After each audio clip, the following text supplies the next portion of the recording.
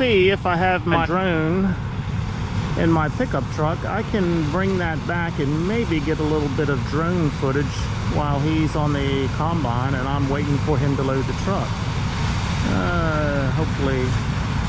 Hopefully it's in my truck and I've got a full battery.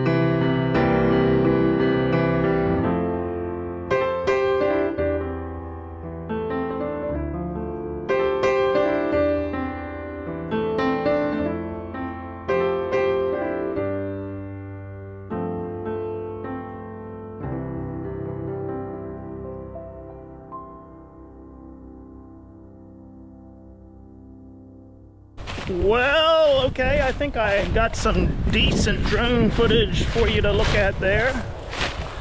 The wind is blowing pretty good, so I got 1 or 2 warnings about that as I got it up in the air. I'm going to count rows again to see what I got left. 1, 2,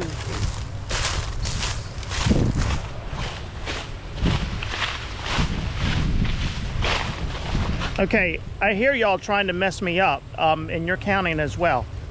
Don't do that. I only want to count this once. 19, 20, 21, 22, 23, 24,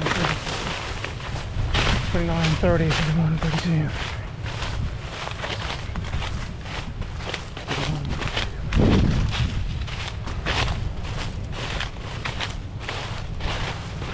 54 rows left. What did I say? 24, 48. Okay, the wagon is not going to hold it all, so we're going to have to leave some on the combine, but it looks like we're going to get it all out of here today. It is 3:45, so we should have everything done and out of this field by 5:30. Fingers crossed.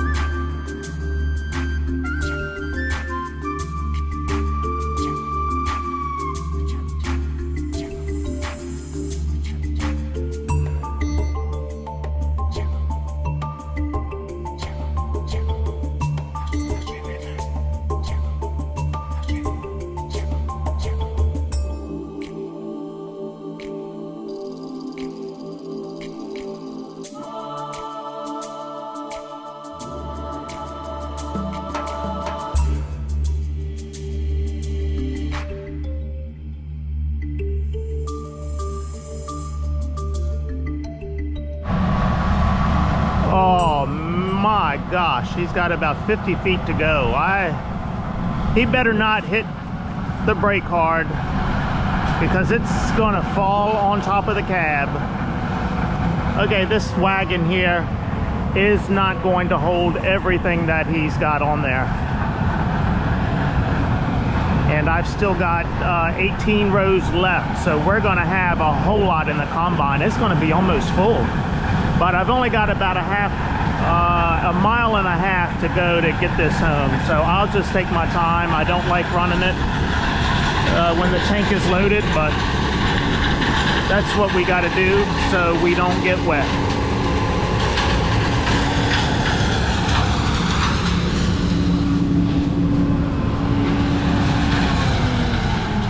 He got darn lucky on that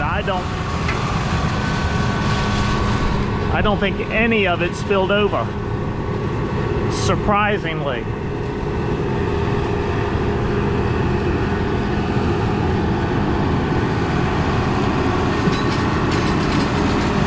So the final calculation on this field, 175 bushels to the acre. Isn't that a shocker? I really didn't think that corn was that good. I know it was standing nice, looking decent, but the ear just did not look like 175 bushel corn. No, we're not putting it in the back of my truck. Yeah, there we go. Pull up some here. I've got the bed cover on. That wouldn't work. Of course, I had to park right under the darn walnut tree. I shouldn't stand under here, because if these things fall on my head, they could hurt.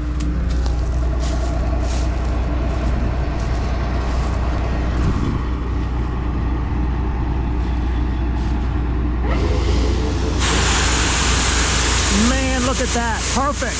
I couldn't do that. He's got it lined up right in the center of that wagon.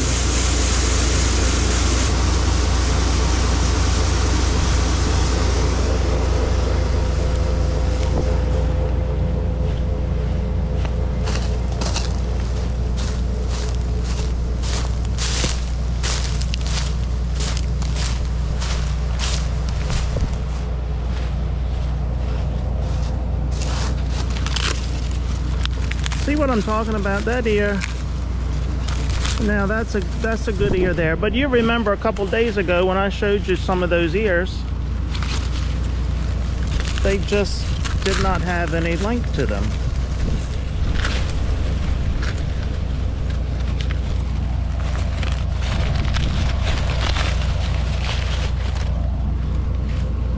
But there we go. It's about the length of my hand. That one there's a little bit longer. Someone had asked a question on a previous video. How do you know when corn is ready? Well, one way to determine that is pull a couple of random samples of ears throughout the field, hand shell them, put them in the moisture tester and get a moisture sample on them. The other way is when these ears start turning down like this, it's ready. So the ear is growing this way, but when they turn down like that, that corn is ready to come out. And so you can see all of these ears have turned down. So yep, this corn is ready to come out. It's about 16.5% moisture. So yep, that's how you tell when the ears turn down. It's just the opposite of, well, I'm not going there.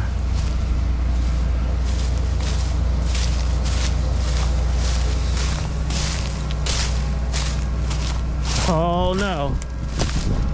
I don't know if we're gonna get it all on the combine.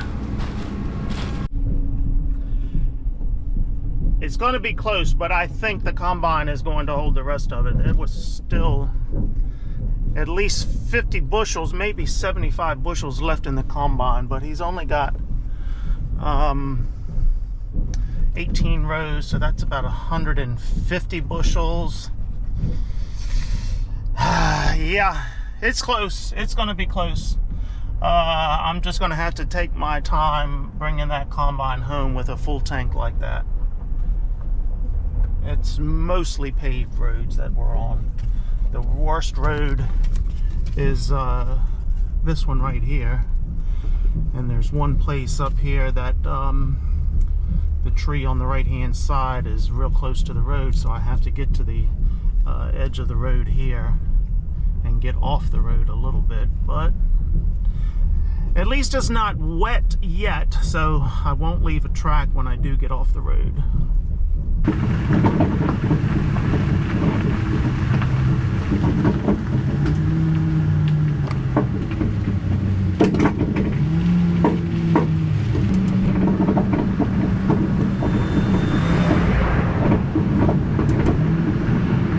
And we are finished this field.